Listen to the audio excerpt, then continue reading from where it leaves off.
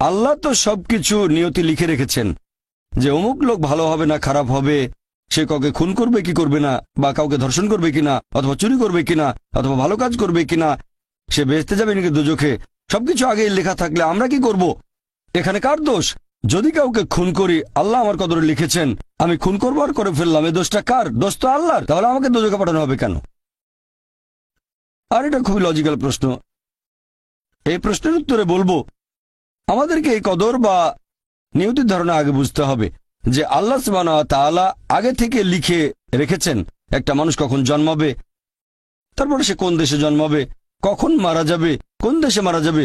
আল্লাহ পবিত্র কোরআনে বলেছেন সূরা ইসরা অধ্যায় 17 আয়াত নম্বর 14 যে যখন কোনো শিশু জন্ম নেয় তার কর্মগুলো আমি তার গ্রীবালগ্ন করে দিই। একজন মানুষের ব্যাপারে আল্লাহ জানেন সে কি করবে, ভালো না খারাপ, সঠিক না বেঠিক, সে বেহেশতে যাবে নাকি দোজখে যাবে। তিনি ভবিষ্যৎ সম্পর্কে জানেন।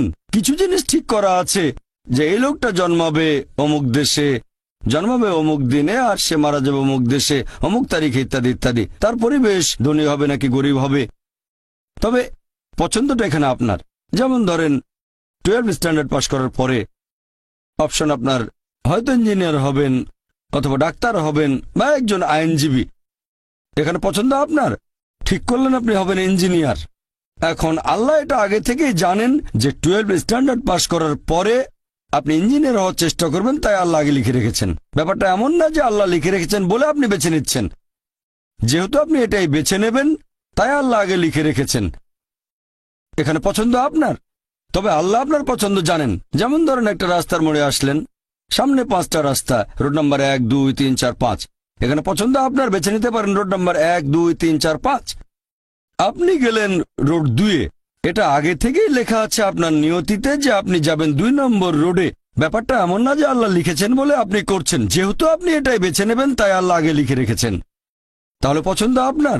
আপনি চাইলে টাকা উপার্জন করতে পারেন ভালো কাজের মাধ্যমে, হালাল উপায়ে, অথবা পারেন চুরি করে হারাম উপায়ে। পছন্দ আপনার। ধরেন চুরি করলেন, এটা আপনার সিদ্ধান্ত। তবে আল্লাহ আগে থেকে জানেন যে এই লোকটা সহজে টাকা পেতে চায়, তাই চুরি করবে। তাই আল্লাহ আগে লিখে রেখেছেন যে এই লোকটা 25 বছর বয়সে চুরি করবে। এখানে দোষটা কার? দোষ আসলে আপনার। তবে আল্লাহর আছে ইলমে গায়েব, তাই তিনি আগেই লিখে রেখেছেন। সিদ্ধান্তটা আপনার। আল্লাহ তাআলা মানুষদের দিয়েছেন স্বাধীন ইচ্ছা। আপনি আল্লাহ তাআলাকে দোষ দিতে পারবেন না আপনার পাপের জন্য। যদি আপনি দোজখে যান, যাবেন আপনার পাপ কাজগুলোর জন্য, আর যদি বেহেশতে যান, সেটার কারণ হবে আল্লাহ সুবহানাহু ওয়া তাআলার অসীম করুণা।